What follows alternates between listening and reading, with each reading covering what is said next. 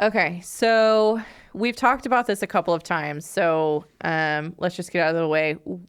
On your chat GBT, what are some of the things that you have searched lately? Like, what are the, like, on the edge, like on your little, what are those even called? I don't know, but yeah, I can tell you. Tire pressure recommendation. Influential people in Salina. Let's see. There's a few that I'm going to skip. Yeah. Cleric spell preparation. That's because I'm a dungeon master in a D&D game. Cleric what? Spell preparation. Like spell. Yeah. Like abracadabra. Mm-hmm. Okay. My favorite one probably on this is German currency after World War II. What do you got? I've got not as interesting things lately. I've got clarify segment meeting. I have zero idea what that one's about. Photo number inquiry. I don't know what any of these are. Like, I don't remember. Butterfly gardens and mosquitoes. Oh, ADHD coffee impact. Oh. Let's see. Homemade pasta sauce recipe.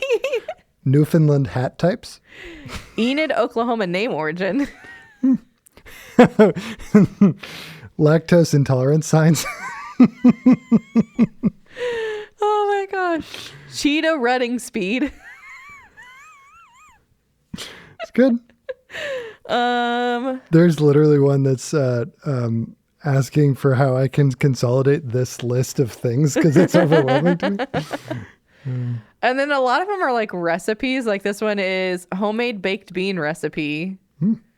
Let's see, grilled chicken flatbread recipes. 12-hour walk summary. Interesting. I don't have any idea what that is. Healthy meal ideas kids eat. Let's see. They used to be a lot more interesting until I figured out how it actually works. Rescuing horses with purpose. I have no idea what that one was about. It might be. I was doing I'm just research. A little bit more afraid of you now than I was 3 seconds ago. But anyway, yeah. That's what my ChatGPT. What are those called? Boards? Yeah. Panels? I can only searches. Have been lately.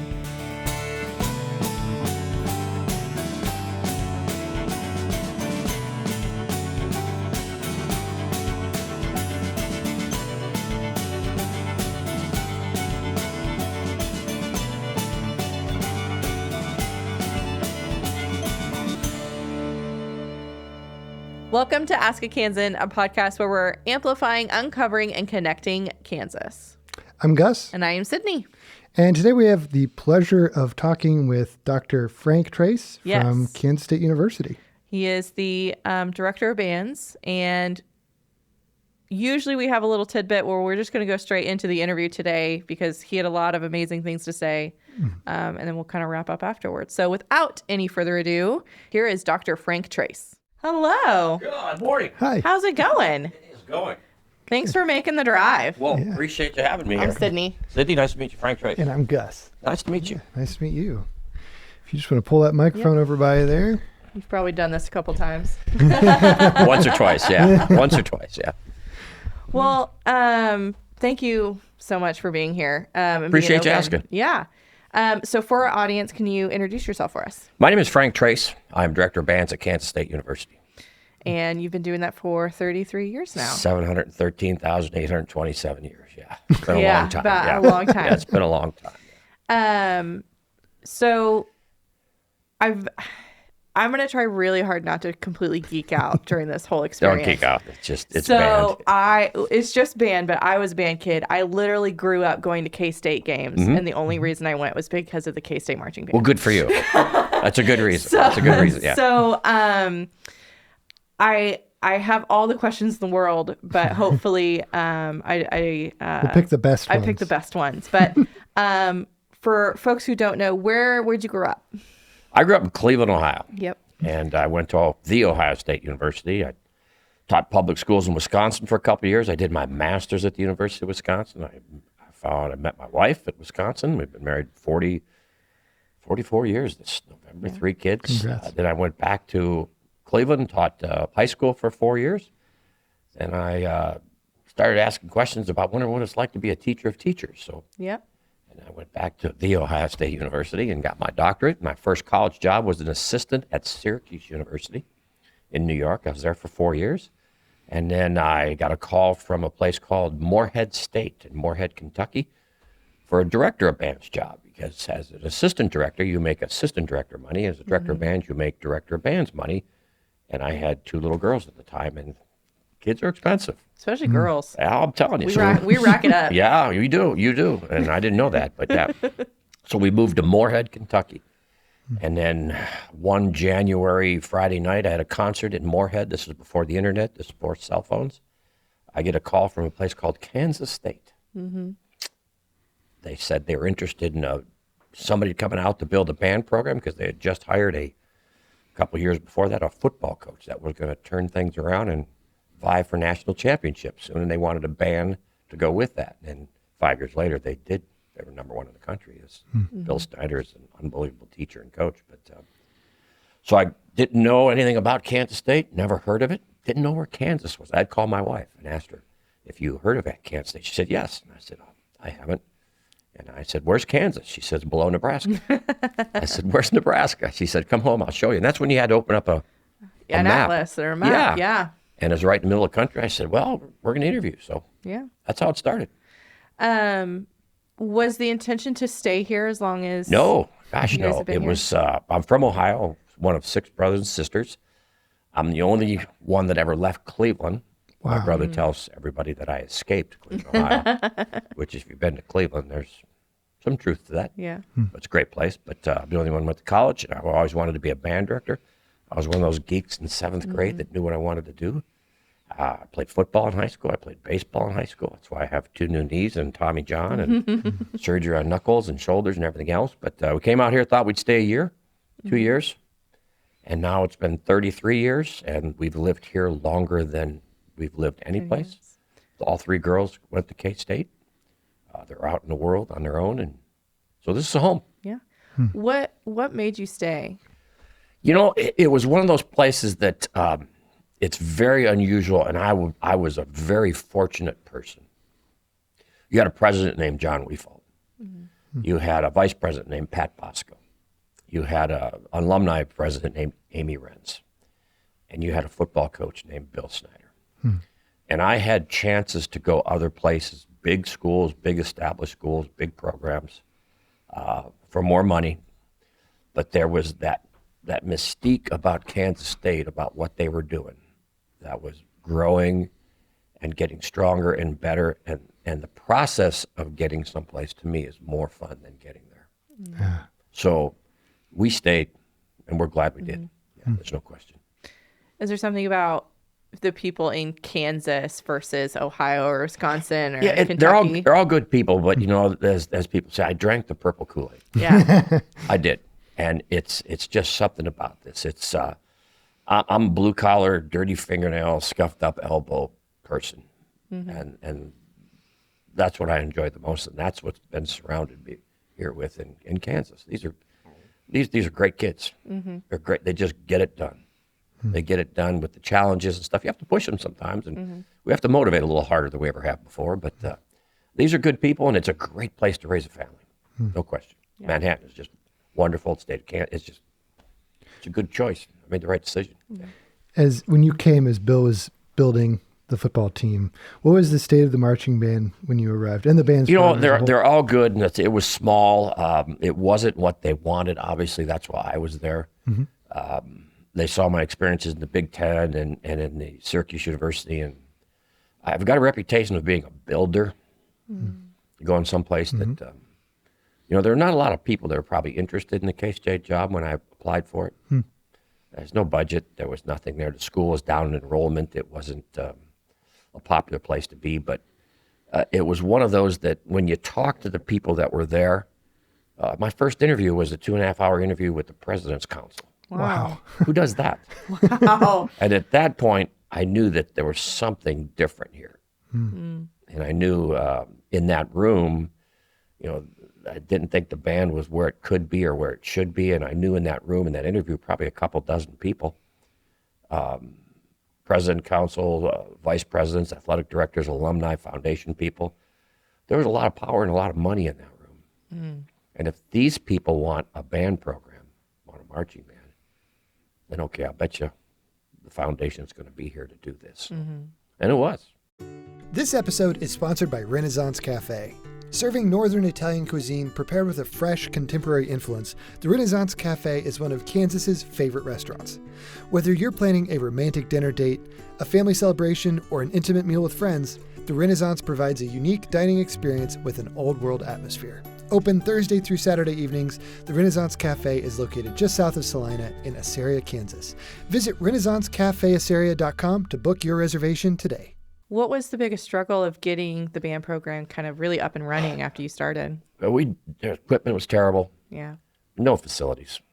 We have a band hall now that, oh my gosh, if you haven't seen it, it's your first car, it's your first kiss, it's prom night, it's your first home run, all wrapped into one. I mean, it's there. It would probably make a lot of band alumni Oh, very my jealous. God. It's got bathrooms, for God's sakes. Yeah. And you're laughing like, No? We thought that was a basic thing had that to, you had. we had to go but- to a gas station during rehearsals across the Really? street. Man, I bet that gas station sales probably went down a little bit. And it's no longer there, so we probably Oh, killed okay. the Well, gas. that works. But So yes, you're right. But it was just, it's. I told the kids, it's not the goal in mind to get where you want to be. I've learned along the way to learn to enjoy and really value the process. So I don't know if I'm goal oriented, but I'm afraid of achieving the goal because it's that question. Then what's next? What's next? Yeah. So, So I've had goals, and every time I've got close to them with the band program, whatever, I just push them up, and then never arrived. So I think the obvious question after that is, so you've announced your retirement, and how, like, as a process person, how do you reconcile all of that at the end of well, the career? we're already looking at what's going to happen in the future. I think we have a saying in the band is leave it better than you found it, and I think I could safe and say I'm going to do that. I'm going to leave it better than I found it. But it's the process of going through everything is the last time, and that's emotional for me sometimes. I'm sure. Even now when I walk into the Bill at the stadium at football games, I'm thinking, okay, and a couple of these left. And it's difficult because it's your life. I'm spending in the fall, oh my God, on cheap weeks, 60, 70 hours, on thick weeks, 90 hours, 100 hours. Man. We're there. So it's become my life. It's become who I am and what I do. And I'm not a person that's going to sit and go golfing Yeah. or sit in a coffee shop. So I've already got things that are possibilities for me to work elsewhere. It won't be in, the band world in terms of teaching at a university or any place, but it'll be in the music business and the band business. Yeah. So, but yeah, I'm still, I just physically cannot do that many hours a week anymore. Yeah. It's tough. I can only imagine. It is tough. And when you get older, it gets tougher. Yeah. I still love it. I have zero patience. I had little patience at the beginning. I have absolutely zero now. So it's just, I've been there, done that. And you could come into my office and give me an excuse, and I could tell you I've heard that 17,000 times before, and here's the answer. So it's time. As I tell people all the time, this is a young man's job, and I'm terribly overqualified for this. Yeah. But it's been fantastic. As I listened and watched a couple of interviews that you've done, and one of the things that people ask you a lot is, what's your favorite memory of the band? And you've said, like, it's the band that it is today a couple of times. Yeah, and people ask me all the time. And say my Yeah. favorite memory is the one I'm making at the moment. Yeah. And that's really true. There's been some great things. I think if you looking at football victories, the greatest victory I've ever been involved with was beating Oklahoma in 2003 in the Big Yeah. 12 championships, which we were 27-point underdogs, and we beat them by 27 points. Yep. I got goosebumps telling you that because that was the best thing in the history of the world. Because nobody gave us a chance, and we were losers, and we were farm kids from Kansas, and we're going to whoop you, right? Well, it didn't work out that way. Now did it? Yeah. So looking forward after your retirement, do you think it's still going to kind of be that same mentality of, like, your favorite memory is, like, the band that is today, or what it is? Or Yeah, and I'm not sure if I'm going to come. The Alumni Association says you have a spot in the press box. You and your wife come up and watch every game. I don't know if I will for a couple of reasons. Number one, whoever comes in there to follow me needs a chance to establish that for Yeah. themselves, not for me hanging around. I've been there longer than anybody at the university, it seems like. But they need a chance to do themselves. This is a great gig. It's a great gig. But take some time. It takes a special person to do this. And they'll find him or her. And I'm just going to stay out of the way. If they want some help, I'll gladly give it to them. But this is yours, man. You just run with this. So I'll do something else. I'm not even sure I'll go to the football games for a while. We'll see. That will be hard Yeah. because I know what it's like on a football game. I know that before kickoff, the directors are there for 7, 8 hours before kickoff. And I know what goes through. I know the long day. And I know what it's like to have people not necessarily challenge you or question you, but say, what are you doing this for and why is this happening? I'm thinking, okay, you're arriving in the parking lot an hour and a half before kickoff, and I've already put my 8 hours in for the day. And we're just starting on our second 8 hours. So I want this person, you do what you need to do. I set you up. As my wife said, give them the car keys and then walk away. The car keys actually is a great transition for my next question is, if there's one if you were to hand the next director a playbook, what's like the first, play that you would put in there to help The first them play lead? would be just do what your heart says and do the right thing. Yeah. Because it's not always, it's the right thing is not the easy thing to do. I've made some decisions that have been very, very unpopular and been in situations that have been challenging and difficult, but I've always thought it was the right thing, and the way I handled it was trying to do the right thing. And I'm not here to appease anyone other than the students and the education and musical experience those kids get in band. So there are times I go to meetings and I fight. I fight for what is right for these students. Because in any situation, Kansas State, the athletics, the administration, they have been great to us. But they'll push. Yeah. And there's some things that, we'd love to do that, but here's what it's going to cost. And here's what you have to do to help us. So, and they've come through. Yeah.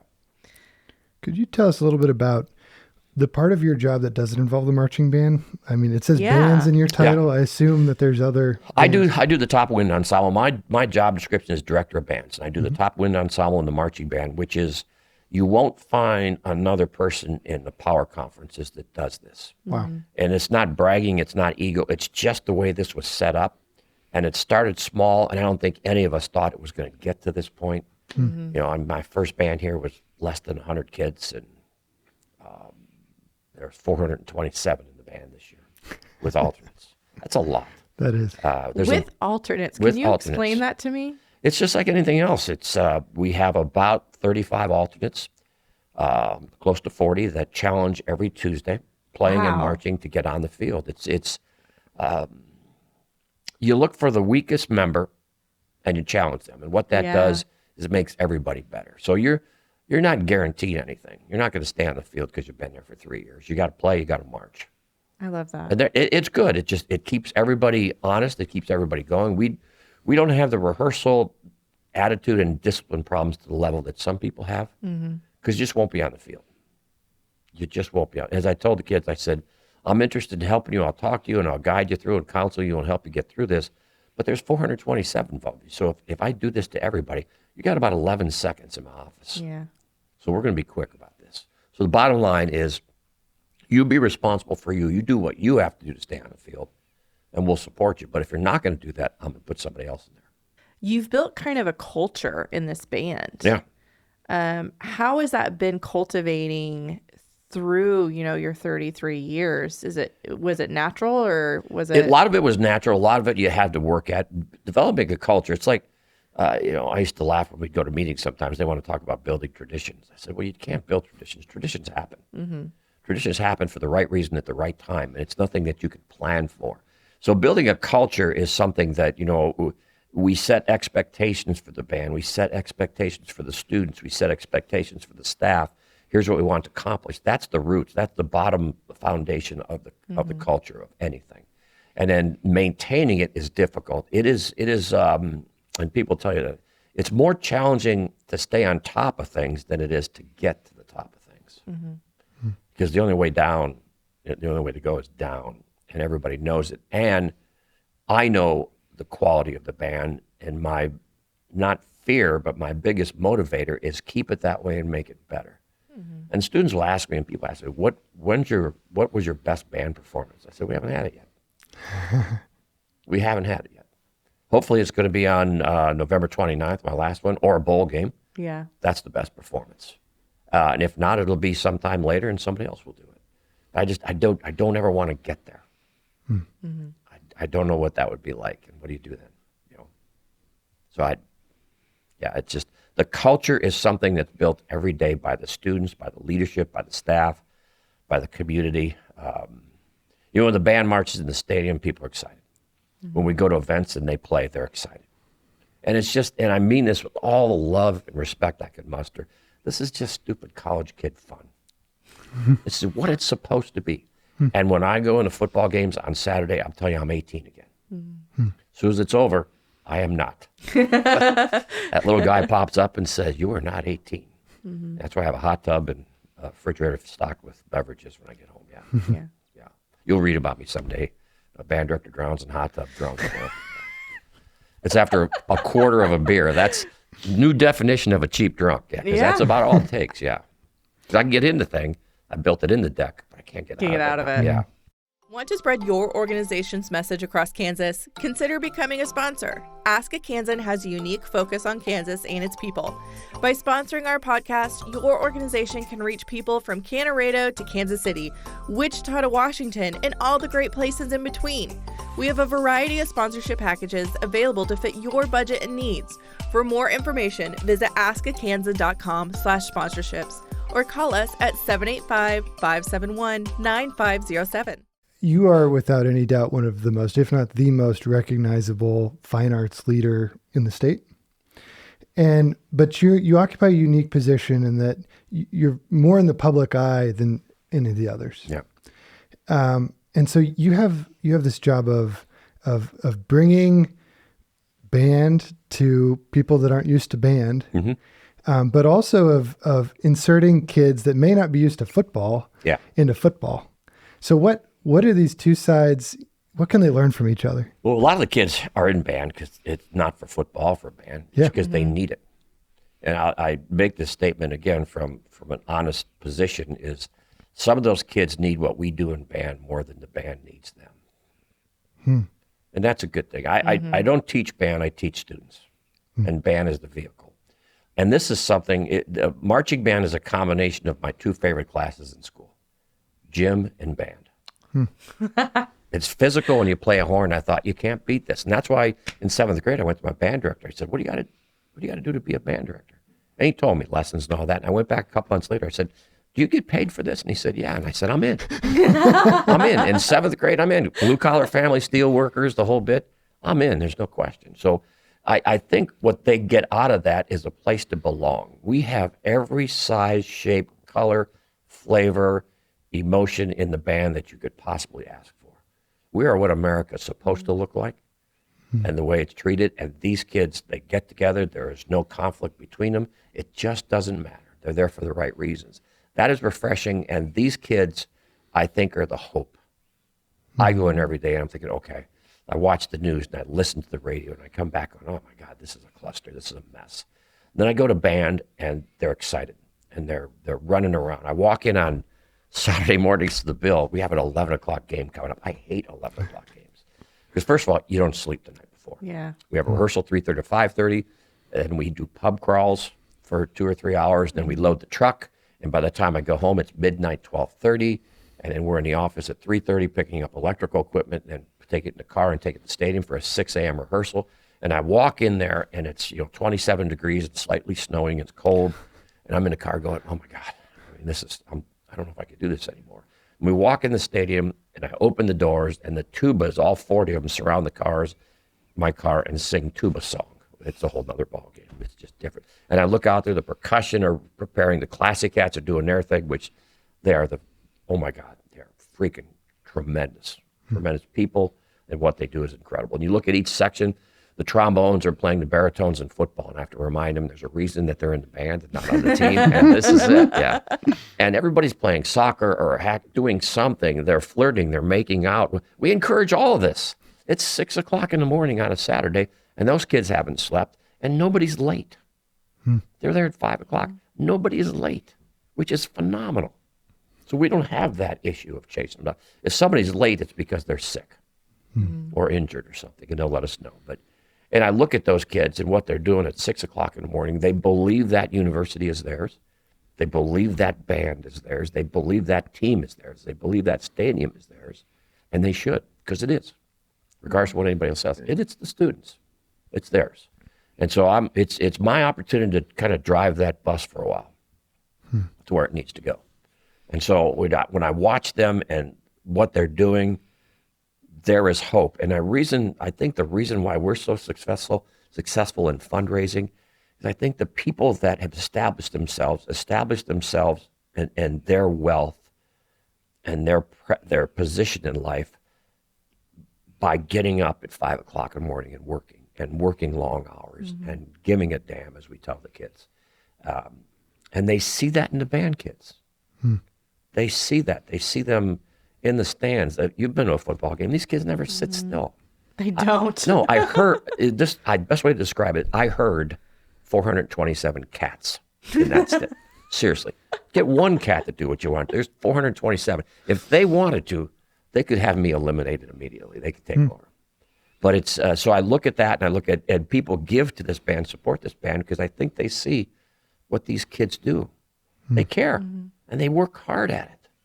And these are kids that, as I tell people, I write more recommendations now than at any time, especially now because everybody thinks I'm retiring and going to die or something. That's not going to happen. We hope, knock on whatever. But so I'm writing recommendations, and to be honest with you, there's over 400 of them. I don't know them all. I used to know the names. I have a hard time with my kids' names, my own children's names. You just get to be that age. But here's what I do know. Those kids get there early. They work hard. They help us set up. During the rehearsal and the game, they'll bust their butt and do the right thing. And after it's over, they help us clean up and volunteer for things.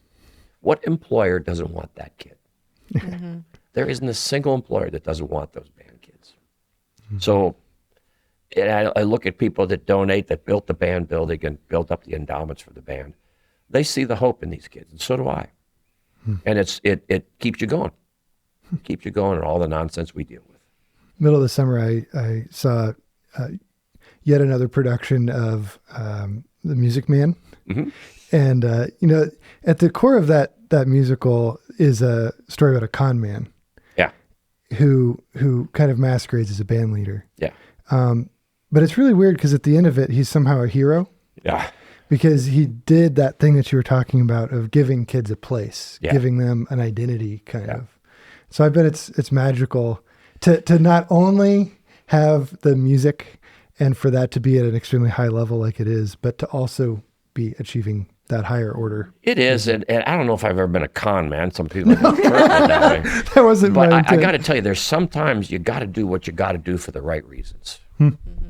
And that's a difficult one. And with my personality and background and work ethic and where I'm from, I grew up in Cleveland. You survive back then. You're surviving every day. I remember having a paper route in Cleveland, Ohio in the winter. Oof.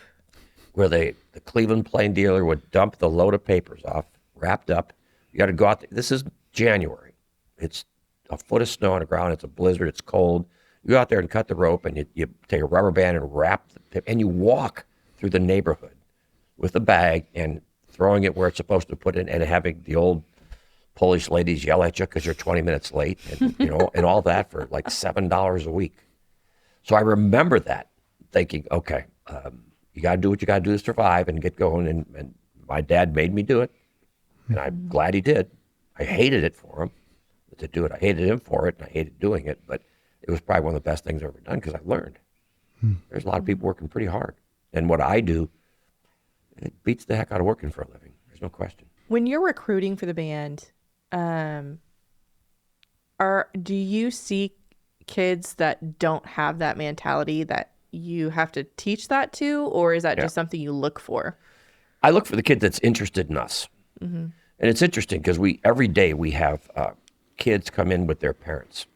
And there's two types of kids that come in. Kids that really want to be in the K-State band and want to come here. And there's the type of kid that his parents is making him come in here to be in this band for the simple reason I think his parents know that maybe this guy or this program could help you.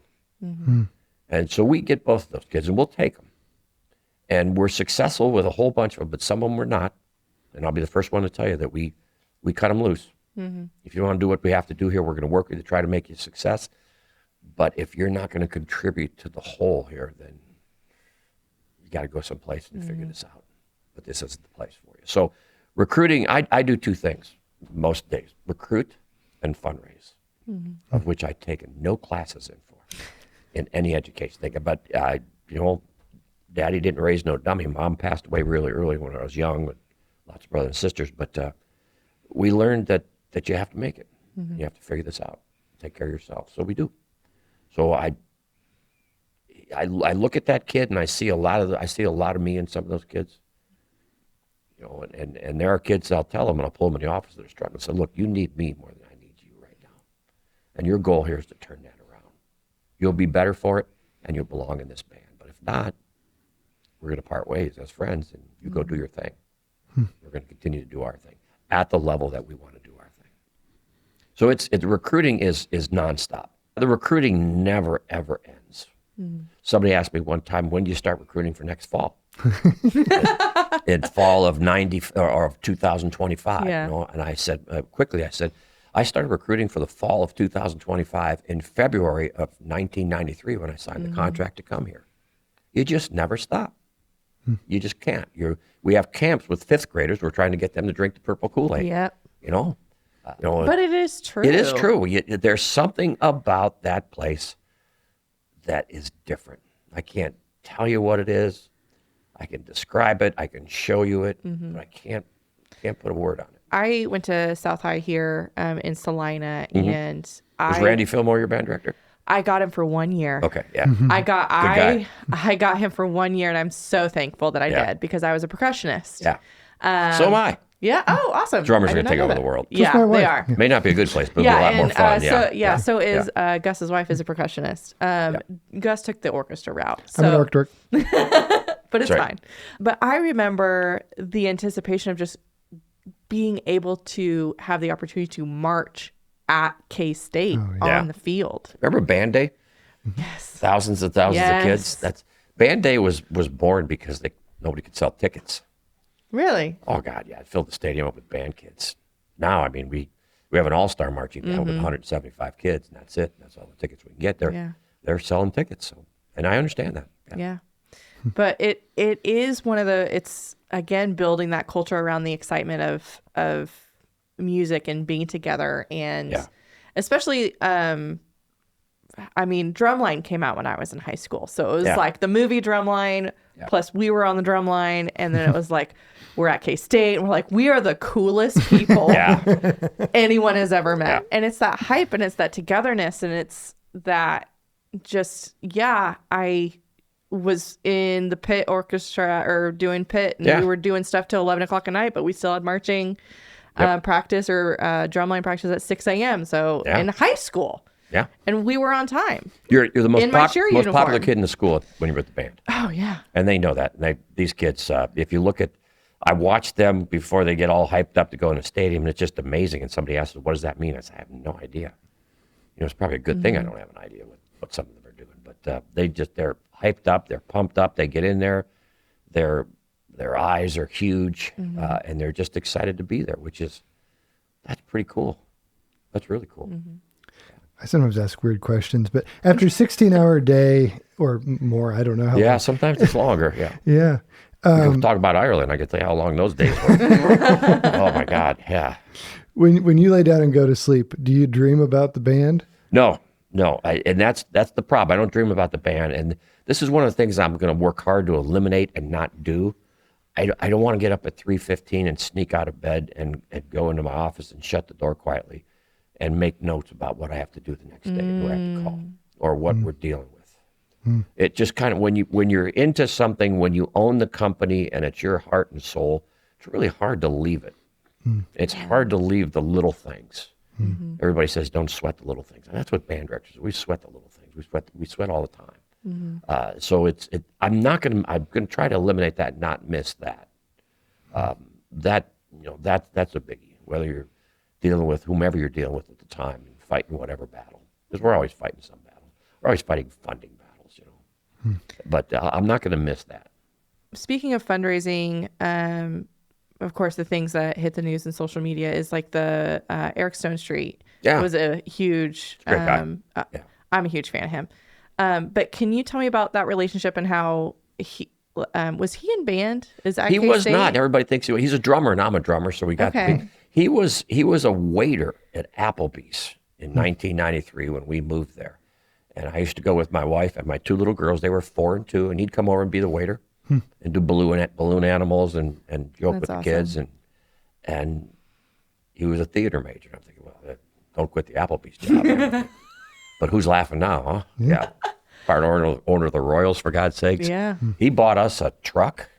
Yeah. He bought us winter overcoats one time because we were freezing. He bought us it's a drum set. It's a rock and roll drum set. It's a DW drum set. Wow. It's every rock and roll guy in the world has those.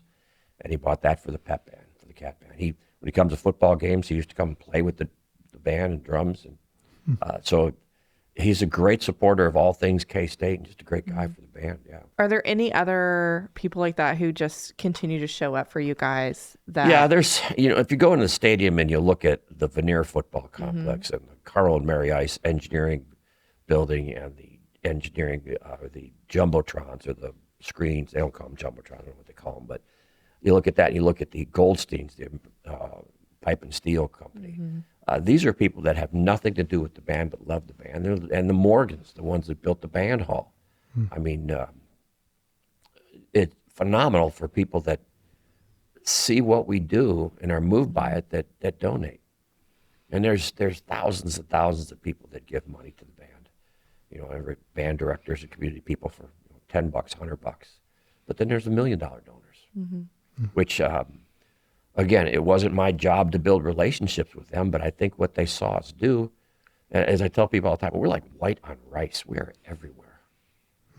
Every time there's an event, there's a pep band or a bowl game. We're at the center of it. And so everybody notices, so it's kind of hard. So hard not to pay attention to us. And they do. So we're, there's a lot of people out there that support it. A ton. Yeah. Bill Snyder, was a donor to the band hall. And just the things, then the notes, I got a collection of cards with left-handed purple felt tip pen comments from Bill Snyder. And he came over and just a great guy, great teacher. And Kleiman's the same way. He just comes over and says things to the band, writes notes, and when the team wins on the road and we meet him you'd think there'd be at 5 a.m. that you'd think there'd be 20 kids that want to do it. There were 250 kids there at 5:15 in the morning because we beat Colorado.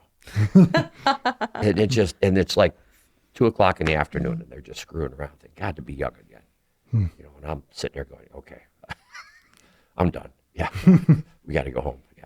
Talking about kind of like the Kansas rivalry a little bit, KU versus K-State. Is there that same level in bands, or is it kind of we're all band kids? We're all band kids, and the rivalry between the schools and the football games. Like I told people, we just went to Ireland and we did a halftime show with Iowa State, and we all agreed first, second, third, and fourth quarter we're going to be at each other's faces. We're going to root for our schools, but at halftime we're band kids. It's the same thing with KU. It's a rivalry. I'm from Ohio State. I know what rivalry is. I can't even say that school up north name. I'm not allowed to. But there's a rivalry there that's deep and pretty nasty at times. And so, the KU K-State rivalry is deep within the state, and it's sometimes it gets out of hand, as they all do. But the band kids are the band kids. They're the same kids. We recruited their kids. They recruited our kids. Man. We're just wearing different color uniforms. Yeah. Well, I can't imagine how many hundreds of people, thousands, honestly, of people have been through your program. And, we've been talking to people that you were coming on, and the stories and the things that you have done for them will echo for a long time. Well, they remember stuff. I can't remember this morning sometimes. Yeah. There's been a lot of them. Yeah. So thank you for your impact for every of those individuals, but also for your career across K-State and what it's meant for the state. It's been a great run. It's sad to see that it's over. The only reason, one of the main reasons I'm sad to see it's over is because I'm getting older. And you can see that. And I'm going to be 70 years old in January, and I'm still doing a job that 27-year-olds are doing. And I feel good about that. You know, You should. as I told the kids, I said, I can't chase you anymore. I can't run anymore. I said, but I just don't sleep, so I'll walk fast. And eventually, you're going to have to stop and rest, and I just don't. And I will catch up to you, and I'll be there. So it's been a great run. And it's one of those things that people ask all the time, would you do this again? And the answer is absolutely yes. I'd do it again. I'd make some of the same mistakes. I'd make some different mistakes, but I'd do it all again. Well, I'm excited for you to get a chance to explore other areas of your life and your retirement, and best of luck. And thank you so much for taking time to be on. Well, thanks for doing this. Thank you. This is quite the operation you got going here. Thanks. Maybe I'll pay attention to social media now. But my wife We'll says, just give you please a link don't, to the please don't. website. Yeah. Yeah. Well, thank you. Yeah.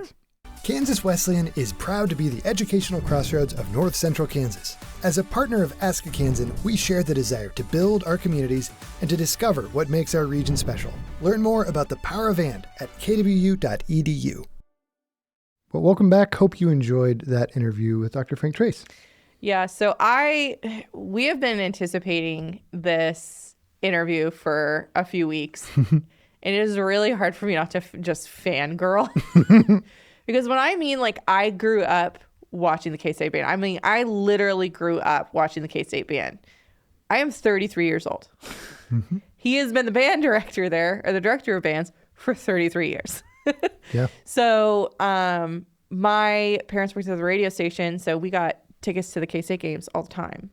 And so that was probably the biggest thing, is like, literally he is the reason I joined band. That and Randy Fillmore, as he mentioned, because Fillmore was amazing. But yeah.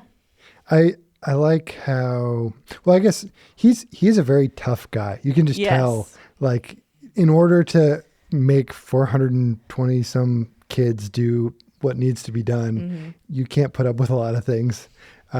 And it's I don't know if well, you were in the south part of the Salida district. Yes. I was in the central part, but in the central part we had a principal at the middle school named Ruben Montoy. Oh yeah. And Ruben I was terrified of him, to be honest. I was so scared of him, but I respected him a lot. And I've heard a lot of the kids that were constantly getting disciplined since he's passed away have recognized just what an impact he made in their lives. And I think that those people that call us to be our best and hold us to a really high standard, like Dr. Frank Tracz clearly does with his band students, they make a huge impact in our lives. There's a lot of sometimes misconception when it comes to the arts, and like all of us band and orchestra kids are just these la-di-da-di-da out in the middle of nowhere. But Frank's mentality is very normal, at least in my experience, through band. Like, it was that way with Fillmore. It was that way with Rawlings, because I had Jared, I think is his first name. Yeah, Jared Rawlings. And Rawlings made a huge impact on me in just 2 years of, like, he knew, like, what we were capable of and pushed us there. And I still hold what he says today, like, what Rawlings drilled into us is once is luck, twice is skill, and 3 times you got it. And so every time that we did things through band, okay, you got it down once, that was luck, let's see if you can do it again. And so it's literally that way in a lot of bands. It's not this kind of, at least in the marching world. I guess symphonic is a little different. We are a little bit squirrely in symphonic, but it's clear that he lives and breathes K-State Marching Band. So I'm, it's a little sad to think of him not being there anymore, but at the same time, he deserves other things in his life, and I'm happy for him that he's going to get those things. I would love to sit down with his wife sometimes, because him saying, spending, 60 to 80 hours a week with kids, meaning with kids she on was campus, doing a lot of work there. Yeah. So, so I just want to, like, get her take on it of, like, he's going to be around a lot more. How do you feel about that? Yeah. I think that's a lot of things retiring couples face. Yeah. So you wanted to talk a little bit about your experience in marching band? My experience in band. I've talked about it a little bit, but I did bring pictures. So I mentioned I guess for people who don't know, I am from Salina. I did the whole Coronado, South Middle, South High, but my junior year, I went to boarding school in Missouri. So I went from a class of 300 kids at South High to a class of 41 kids. So the band experiences were vastly different. Mm-hmm. And I fell in love with marching at South, mainly because of Rawlings. He pushed us into creative things, and I was able to go to Disney World, Disneyland, whichever one's in Florida. World. I was able to go to Disney World and march at Disney World. I was able to, go to competitions and do all these different things through band that a lot of people just don't realize that kids are doing. Mm-hmm. And then I went to, which is so funny now because I had Rawlings write me a letter of recommendation to get me into this boarding school, which I find so hilarious now. And that was only because, one, I loved Rawlings, and two, it was the only class I was passing. So, but I had a band director at my tiny school, and we were very fortunate to even have a music program. Yeah. But Mr. Gassaw had been there, 40 plus years probably. Like he went to school there and then taught there basically the rest of his life. But he was the band teacher. He was the choir director. He was my government teacher. He was my history teacher. He was my homeroom teacher. Like that is a lot of subjects to straddle. And here's the crazy part. Not one of those classes were back to back. So I couldn't just stay in the room. I'm guessing that was so that he didn't have to teach back-to-back classes. Probably. But it was just funny. The different experiences were when I was with Rawlings, it was, and I need to give a shout out to Mrs. Yoakum, Dara Yoakum. She was a huge impact too. Mainly for us girls, like in the music world. It wasn't just, we had a female that we could look up to, and she was the same way. Like she expected, she knew what we could do and pushed us to that. And when I went to St. Paul, same thing. It was the same mentality of Mr. Gasson. And I don't know if that was just because he was from a different generation, because he was probably in his 60s, 70s when he was teaching us. So he was kind of that same mentality of like, I know what you can do. You're going to do it or you're gone. But we didn't march. We had pep band. We did all those things.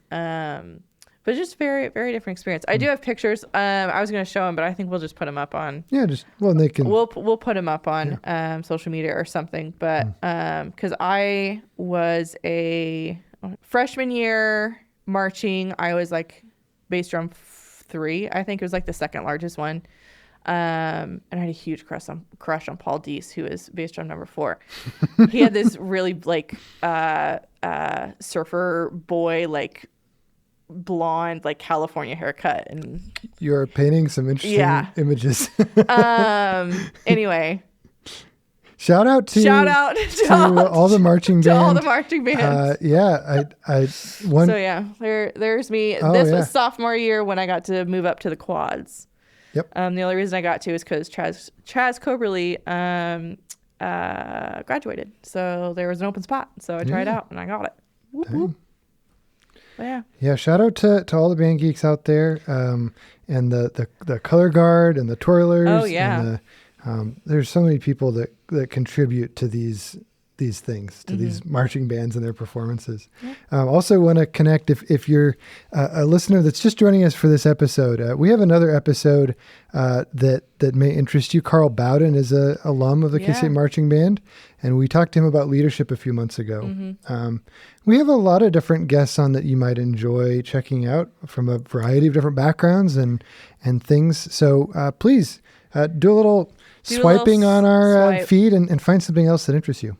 We've had another K-State professor on, Dr. Andrew Orr, and we talk about history and war, which is not what you expect it to be. So check that out. It's a very surprising episode. And if you somehow found your way here and you're a KU fan, we have a fair number. Dr. Andrew Carlton. Yeah, that's not right. No, Carlton. that's not right. Dr. Carlton, Shield Chief Grover. There we go. He is also part of the Pawnee Nation, and so he kind of helps us kind of put pieces together between Pawnee Nation and archaeology and what archaeology means, and how we can kind of contribute to it as just normal people. So, yeah. Well, if you liked this episode, please check out our social media feeds. We're all over all the different social medias, as well as the podcast is available as both audio and video form. So if you're listening and you'd like to see us, check that out. Or if you're watching and you'd like to hear us on your way to work tomorrow, we're there as well. We're on all the platforms. So subscribe, visit our website, askakansan.com. Check out our Curious Kansan blog posts. Our photojournalist, Tanner Colvin, does a lot of those stories. We can't necessarily always reach out to corner, but we can definitely send him out to find those stories. So you can sign up for the newsletter as well, and you'll get those stories delivered directly to your inbox. Yeah. Well, thanks for watching.